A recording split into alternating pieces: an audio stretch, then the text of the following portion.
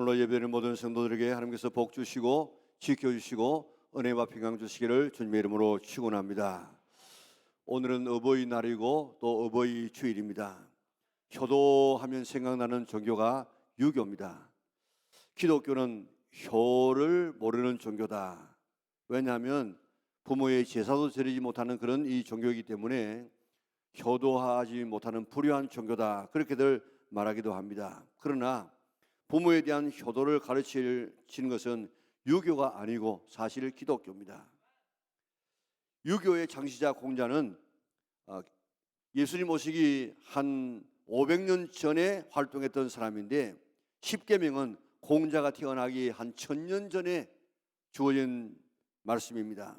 십계명에 부모에게 효도하라 명령하고 효도하면 잘 되고 장수하는 복을 주겠다, 그렇게 약속하셨습니다. 기독교처럼 부모 공경에 대해서 강조하고 부모를 공경하지 아니하는 사람에게는 이런 이 벌을 주겠다, 이렇게 강조한 그런 종교가 없다고요. 신명기 21장 18절에 보면 말 안 듣고 순종하지 아니하는 아들은 성읍에 데리고 와서 모든 사람들이 돌로 그를 쳐 죽이라 그랬습니다. 신명기 27장 16절에 보니까 그의 부모를 경홀히 여기는 자, 부모를 갖다가 중하게 여기지 않고 가볍게 여기는, 천하게 여기는 이런 사람은 저주를 받을 것이라고 했습니다. 잠언 30장 17절에 보면 아비를 조롱하고 엄히 순종하기를 싫어하는 자의 눈은 골짜기의 까마귀에게 쪼이고 독수리 새끼에게 먹힐 것이라, 객사한다 이 말입니다. 출애굽기 21장 15절에 보니까 자기 아비나 어미를 치는 자는, 때리는 자는 반드시 죽일 것이라고 이야기했습니다. 출애굽기 21장 17절에 보면 자기 아버지나 어머니를 저주하는 자는 그런 반드시 죽일 것이라고 이야기했습니다. 마태복음 15장 4절에도 보면 하나님이 이르셨으되 내 부모를 공경하라 하시고 또 아버지와 어머니를 비방하는 자는 반드시 죽임을 당하리라, 그렇게 하셨거늘. 이렇게 효를 강조하는 종교가 어디에 있습니까? 이런 기준으로 보면 여기에 참 죽을 사람도 참 많을 것입니다. 세상의 문화가 점점 불효하는 그런 쪽으로 흘러가고 있지만은 성도들만이라도 효도를 다시 회복해서 기독교는 정말 효도를 강조하는 그런 좋은 종교다 하는 이런 문화를 만드는데 앞장설 수 있는 우리 영락의 온 성도들 될 수 있기를 바랍니다. 우리에게는 두 부모가 있습니다. 우리를 육신적으로 낳은 부모가 있는가 하면 하나님은 우리의 참 부모라고 이야기했습니다. 그런데 이스라엘 백성들은 부모에게도 효도하지 아니하고 하나님에게도 효도하지 아니하는 이런 족속이었습니다. 그래서 예레미야에게 말씀합니다. 예레미야야, 너 레갑 사람들을 성전의 한 방으로 데려와서 포도주를 마시게 하라. 그래서 레갑 자손들을 데리고 와서 포도주가 가득한 종지와 술잔을 내어놓고 마시라 권했다고 했는데, 그 권하는 것이 그저 한번 마셔볼래? 이런 것이 아니고 마셔, 안 마시면 안 돼, 강압적으로 그렇게 마시도록 했다는 것입니다. 그랬더니 그들이 우리는 포도주를 마시지 않겠습니다. 왜냐하면 레갑의 아들 요나답, 우리의 선조 요나답이 우리에게 명령하기를 너희와 너희 자손들은 영원히 포도주를 마시지 말라. 집도 짓지 말고 파종도 하지 말고 포도원도 소유하지 말고 평생 동안 장막에 살아라. 그리하면 너희가 머물러 사는 땅에서 너희 생명이 길리라고 했기 때문에 우리는 지금까지 이 말씀을 지켜왔습니다. 그 요나답이 자기 자손들에게 이렇게 명령한 이 명령, 그 명령을 한 지가 250년이 지났어요. 요나답이 말한 지 250년이 지났지만 그 명령을 자자손손 대대로 지금까지 지켜왔다는 것입니다. 여러분, 포도주 안 먹는 것 지금 우리 개념이 아닙니다. 그 당시에 포도주를 안 마시는 것은 음료수 안 마시는 것이고 기쁨을 거절하는 것입니다. 집 짓지 않고 파종하지도 않고 포도원도 소유하지 아니하고 평생에 장막에 산다는 말이 무슨 말입니까? 농사 짓지 말고 정착하지 말고 목축업을 하면서 텐트를 치고 옮겨 다니는 이런 나그네의 삶을 살아가라는 것입니다. 누구처럼 살아가라는 이야기입니까? 아브라함처럼. 아브라함은 대단한 부자였습니다마는 아주 좋은 이런 견고한 집을 짓지 아니하고 언제나 천막을 치고 살면서 하나님께서 옮겨라 하면 어디든지 갈 수 있는 나그네의 삶을 살았는데, 그런 삶을 살아라 그렇게 명령하고 있습니다. 다시 말하면 크게 세 가지로 명령하고 있는데, 하나는 포도주 마시지 말아라, 둘째는 집 짓고 농사 짓는 정착 생활하지 말아라, 세 번째는 목축업을 하면서 텐트 생활을 하면서 늘 움직이는 그런 하나님께서 명령한 대로 살아가는 나그네의 삶을 살아라. 얼마나 힘들고 얼마나 불편하겠습니까? 그래도 그들은 250년 동안 그렇게 살아왔습니다. 하나님께서 이들에게 뭐라고 지금 교훈하고 있습니까? 14절에서 16절 우리 같이 한번 읽어보도록 하겠습니다. 레갑의 아들 요나답이 그의 자손에게 포도주를 마시지 말라 한 그 명령은 실행되도다. 그들은 그 선조의 명령을 순종하여 오늘까지 마시지 아니하거늘 내가 너희에게 말하고 끊임없이 말하여도 너희는 내게 순종하지 아니하도다. 내가 내 종 모든 선지자를 너희에게 보내고 끊임없이 보내며 이르기를 너희를 이제 각기 악한 길에서 돌이켜 행위를 고치고 다른 신을 따라 그를 섬기지 말라. 그리하면 내가 너희와 너희 선조에게 준 이 땅에 살리라 하여도 너희가 귀를 기울이지 아니하며 내게 순종하지 아니하였느니라. 레갑의 아들 요나답의 자손은 그의 선조가 그들에게 명령한 그 명령을 지켜 행하나 이 백성은 내게 순종하지 아니하도다. 아멘. 효도가 뭡니까? 효도, 부모에게 순종하는 것입니다. 레갑 족속은 선조의 한마디의 말에 250년 동안 그대로 순종해 왔는데, 이스라엘 백성들은 선지자를 보내고 끊임없이 보내고 또 보내도 말씀에도 듣지 아니하는 백성이 되고 말았다는 것입니다. 하나님께서 이렇게 탄식하고 있습니다. 그러니까 효도가 뭐냐? 하나님 말씀을 잘 듣고 순종하는 것, 부모님 말씀을 잘 듣고 순종하는 것이 이게 효도의 첫걸음입니다.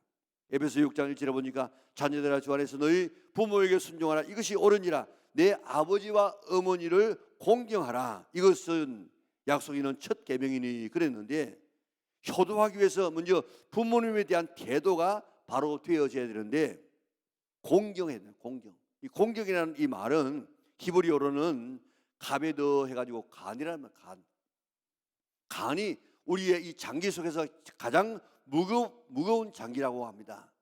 다시 말하면 이 가베드라는 이 말, 공경하라는 이 말은 무거운 그런 뜻, 무겁게 그런 뜻입니다. 헬라어로는 티마오 하는 것인데 가치를 두다 그런 뜻입니다. 다시 말하면 부모님을 공경하라 이 말은 부모님을 무겁게 가치 있게 여겨라 하는 그런 명령입니다. 그래서 부모님이 하시는 말씀 한 말씀도 가볍게 여기지 말고 소중하게 여기서 순종하라 하는 뜻입니다. 이것이 효도의 첫걸음이 되어집니다.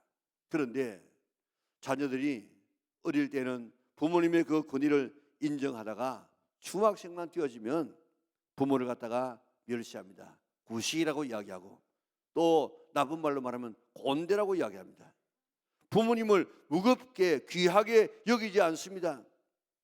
7천이 넘은 한 아버지가 시골에서 살고 있는데 이제 어머님이 시장을 떠나서 혼자서 보내게 되어졌습니다. 그러니까 얼마나 외롭고 쓸쓸하겠습니까? 그래서 서울에 있는 이 아들이 아버지를 자꾸 설득해가지고 서울에 오시면 잘 모시겠습니다.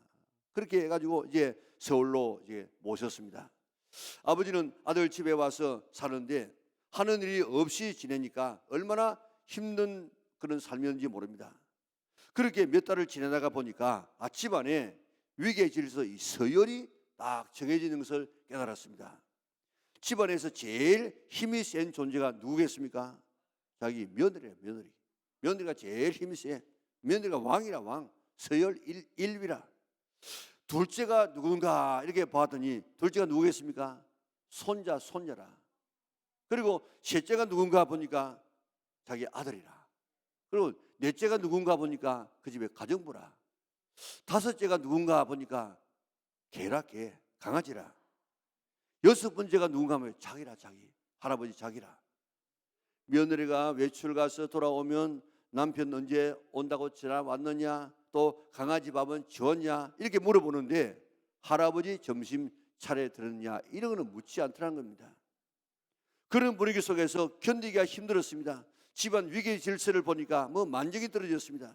마침 시골의 집은 정리를 하지 않고 왔습니다. 그래서 시골로 내려가야 되겠다 그렇게 생각하고 아들에게 편지 한 장을 써놓고 떠났답니다. 그 편지 내용이 뭔가 하면 사모야 잘 있거라, 육호는 간다. 요즘 세상이 이렇게 되어버리고 말았습니다. 여러분은 부모님에 대한 태도가 어떻습니까? 부모님을 얼마나 무겁게, 얼마나 귀하게, 얼마나 소중하게, 얼마나 가치 있게 여기고 있습니까? 부모님을 자녀의 반쯤만 생각해도 굉장한 효자가 될 겁니다. 부모님을 집에 키우는 개만큼이라도 생각하면 정말 효자가 될 거예요. 이런 개 키우는 사람들 보니까요, 돈도 아끼잖아. 부모 위해서는 아끼는데 개가 지금 우리 지난번에 우리 목사님들이 좀 모여가지고 이야기했는데 개를 갖다가 유기견을 키웠는데 그 개를 키우는데 개가 그만 요즘 운동을 잘 안 시키고 제 마음대로 안 키우고 집에 키우니까 약해가지고 그만 어떻게 하다가 개 다리가 부러졌어. 그 다리 부러졌는데 수술하는데 120만 원 들었다든가 아끼지 않고 그렇게 한다고요. 그리고 개 지금 운동 시킨다고 데리고 다니는 사람들 보니까요, 참 지극히 정성해. 보면 그 개가 똥을 싸면요, 똥 다 닦아주고 똥 다 치우고. 부모가 똥 싸면 그렇게 하겠습니까? 자, 정말 이 개를 키우는 정성을 가지고 부모를 갖다가 돌보면 효자일 것입니다. 이 세상에 부모만큼 나를 사랑하는 사람이 없는데 다 지금 시기하는 사랑입니다. 형제도 지금 한쪽이 너무너무 잘 되면 시기해요. 친구도 너무너무 잘 되면 친구도 시기한다고. 심지어 부모도 시기할 수가 있습니다. 그런데 자식 시기하는 부모 없습니다. 자식이 잘 되어지면 저거요 나보다 더 잘 되네 해가지고 밟아버리고 안 되도록 하는 이런 부모가 어디에 있습니까? 이 세상에서 시기하지 아니하는 부모는 부모의 사랑밖에 없습니다. 자식 잘 되기를 바라는 이런 마음 하나뿐인 것이 부모의 마음입니다. 사람의 마음 속엔 온가지 소원, 어머님의 마음 속엔 오직 한 가지. 이 땅에 얼마나 많은 사람들이 마음속에 온 가지 소원을 가지고 있습니까? 그런데 부모님의 마음속에는 오직 한 가지 소원이 있습니다. 뭐가 있습니까? 자식 잘 때는 그것밖에 없다 이 말입니다. 이런 사랑 받고 자란 자식이 부모에 효도하지 않는다면 어찌 사람이라고 할 수 있겠습니까? 자기는 부모에게 효도하지 않으면서 자식은 자기에게 효도하기를 바랍니다. 이런 착각이 어디 있습니까? 세상의 최고의 착각은 자기는 부모에게 효도하지 않으면서 자식이 나에게 효도하기를 바라는 것입니다. 네 자녀가 나에게 효도하기를 바라면 나도 부모에게 효도하게 되어지면 그 가문이 효도하는 가문이 되어져서 내도 효도를 받게 되는 것입니다. 효도는 무겁게 여기는 것입니다. 부모의 말씀을, 부모의 가치를 무겁게 여겨서 그 말씀에 순종하고 그 다음에 그를 기쁘게 하는 것이 부모에게 효도하는 것입니다. 자녀는 마음대로 부모에게 요구합니다. 이거 사주세요, 저거 사주세요, 옷 사주세요. 마치 맡겨놓은 것처럼 그렇게 부모에게 이야기하는데, 부모가 자식을 키워서 나이가 들게 되어지면 부모는 자식에게 마음대로 하지 못하는 말 세 가지가 있다고 이야기합니다. 하나는 내 아프다 이런 말 못한답니다. 두 번째로는 내 참 외롭다 이런 말 못해요. 세 번째로는 내 뭘 먹고 싶다 이런 말 못합니다. 그렇기 때문에 효도하는 자식은 부모의 건강을 어떻는가 말하기 전에 챙겨보고, 부모의 마음이 얼마나 외로운가 챙겨보고, 부모가 뭘 잡수고 싶어하는가 챙겨보고 알아서 해드리는, 이게 바로 효도라. 그 다음에 효도는 부모에게 기쁨이 되어지고 자랑이 될 수 있도록 내가 잘 되어져서 부모에게 자랑이 되는, 이게 바로 효도하는 그런 자녀가 될 수가 있는 것입니다. 부모를 무겁게 생각해야 됩니다. 무르게 생각해서 부모의 말씀에 순종해야 됩니다. 부모님을 기쁘게 해야 됩니다. 부모님이 말씀하기 전에 알아서 우리가 챙겨드려야 됩니다. 그리고 내가 잘 되어져서 부모님의 자랑이 되어지는 이런 이 삶을 살게 되어지면 그 사람은 효자가 되는 것입니다. 또 이런 효도 테스트가 있습니다. 부모님 생신이 언제인 줄 알고 대접하고 있는가. 두 번째, 부모님 좋아하시는 음식을 무엇인지 알고 대접하고 있는가. 세 번째, 부모님 취미생활이 뭔지를 알고 마련해 드리는가. 네 번째, 부모님 사랑합니다는 사랑의 고백을 나는 종종 하고 있는가. 다섯 번째, 하루에 한 통화씩 부모님에게 전화하고 있는가. 여섯 번째, 부모님께 작은 선물이라도 종종 해드리고 있는가. 일곱 번째, 부모님을 업어드린 적은 있는가. 여덟 번째, 부모님을 업어드렸을 때에 느끼는 감정이 있는가. 아홉 번째, 종종 맛있는 음식이나 또한 좋은 것을 보았을 때 부모님에게 대접하고 싶은 마음을 가지고 그렇게 대접하고 있는가. 열 번째, 나는 정말 효자이며 효녀인가. 오늘 우리가 10점씩 주어가지고 내 이 효도 점수를 한번 살펴보시기를 바랍니다. 그래서 정말 우리가 귀에 있을 때에 부모님 시간 떠나기 전에 우리의 효도에서 우리가 후회하지 아니할 수 있는 우리 영락의 온 성도들 될 수 있기를 바랍니다. 이제 우리의 가정에도 레갑족 속의 이 사람들처럼 자녀들에게 물려줄 신앙의 전통을 만들어 볼 수 있기를 바랍니다. 레갑족 속의 집에는 포도주 안 먹는다, 농사 짓고 집 지어서 정착생활 안 한다, 항상 유목 생활을 하면서 늘 주님과 동행하는 그런 나그네의 삶을 살아간다, 이렇게 생활했던 것처럼, 이런 전통을 가졌던 것처럼 우리 가정에도 이런 가훈이나 이런 결심을 만들어서 실천해 볼 수 있기를 바랍니다. 그렇게 하는 가정하고 되는 대로 살아가는 가정하고 같을 수가 없습니다. 주복 갈렙에 실어서 우리 서로 나누어 보면서 좀 더 좋은 것을 잘 이렇게 교합해서 우리 가정에 하나의 이런 신앙의 전통을 만들어가는 성도들 되시기를 바랍니다. 이슬람 교인들은 술 먹지 말라, 돼지고기 먹지 말라, 하루에 5번 기도하라, 이거 철저하게 지금 지키고 나가고 있습니다. 그런데 성경에 술 먹지 말라, 보지도 말라 하는 이런 말씀, 얼마나 많은 성도들이 이런 말씀에 귀를 기울이고 살고 있습니까? 세상 사람들과 조금도 다를 바가 없는 그런 삶을 살고 있지 않습니까? 이제 레갑족 속의 요나답이 우리 가정에는 술 안 먹는다, 집 짓고 정착 생활 안 한다, 목축업을 하면서 언제나 청막 생활하면서 하나님께서 떠나라면 떠난다, 이런 기준을 세우고 살았던 것처럼 오늘 우리 영락에 있는 모든 성도들도 가정마다 이런 이 전통을 하나 세워서 그대로 살아서 내가 바르게 살고 자자손손에게 늘 효도하는 가정을 만들어갈 수 있는 우리 영락의 온 성도들 될 수 있기를 바랍니다. 록펠러 어머니의 유산 같은 이런 얼마나 좋은 하나의 예가 되어집니까? 이런 것들을 참고해 보시라고요. 그래서 성결한 삶을 살기 위해서 나는 어떤 삶을 살 것인가, 내 어느 생활은, 우리 집안의 어느 생활은 어떤 삶을 살 것인가, 주일을 어떻게 지킬 것인가, 11조는 어떻게 할 것인가, 그리고 성경을 하루에 4장씩 이상을 내가 꼭 우리 가정에는 읽는 것이 우리의 전통이다. 새벽기도 다 못 드려도 토요일만은 온 가족이 다 모여가지고 하나님 앞에 기도하는 삶을 살아가리라. 전도도 1년에 한 번쯤 하리라. 내가 다른 삶을 섬기는 삶을 어떻게 살 것인가, 이런 하나의 기준을 정해 보시라고요. 어제도 어느 책을 읽는데 한 부흥사가 자기가 경험했던 간증을 하더라고요.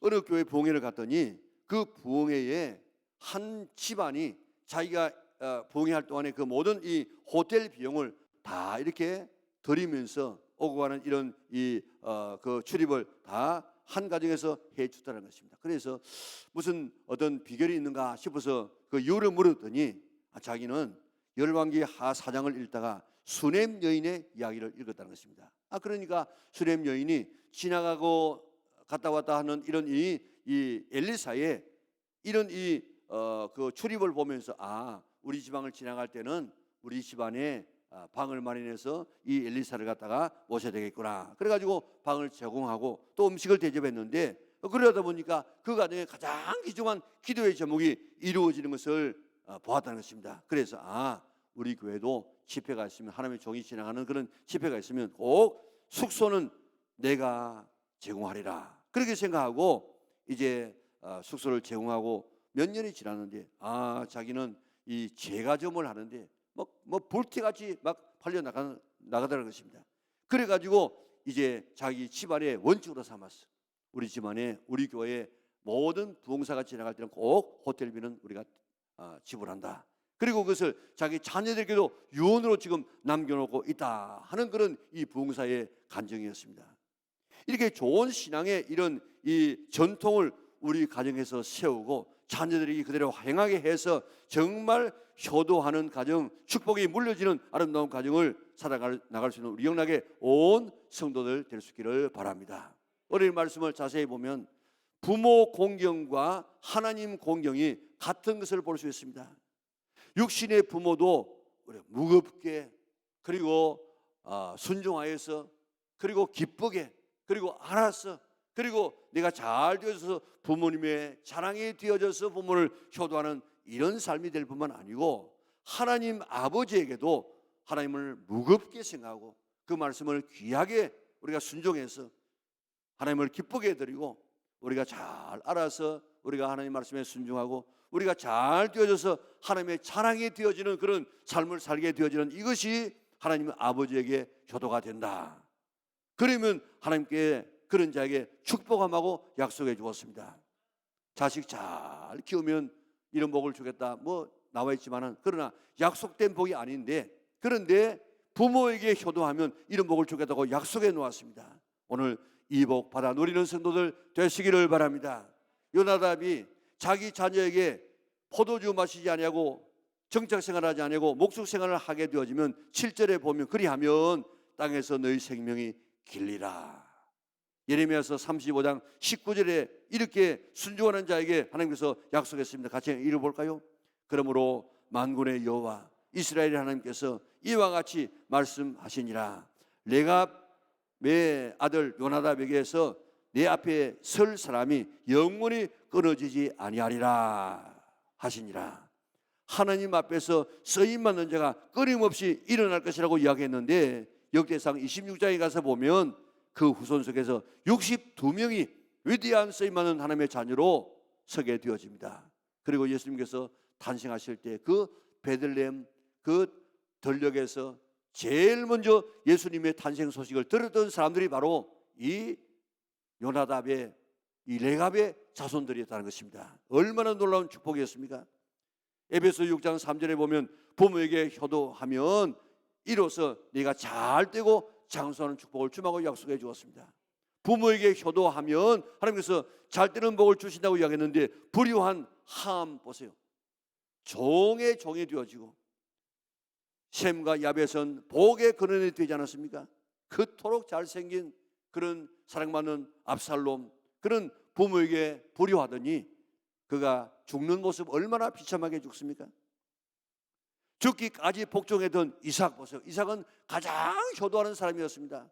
아버지가 그를 죽여가지고 제물로 삼으려고 할 때도 그 이야기를 듣고 자기가 스스로 그 장작더미 위에 올라가서 죽음을 기다린다고요. 이렇게 부모에게 효도한 이런 자녀를 하나님께서 축복해 주어서 이삭의 삶은 얼마나 평탄한지 모릅니다. 그리고 한 해의 농사에서 100배나 얻게 되어집니다. 예수님도 효자였습니다.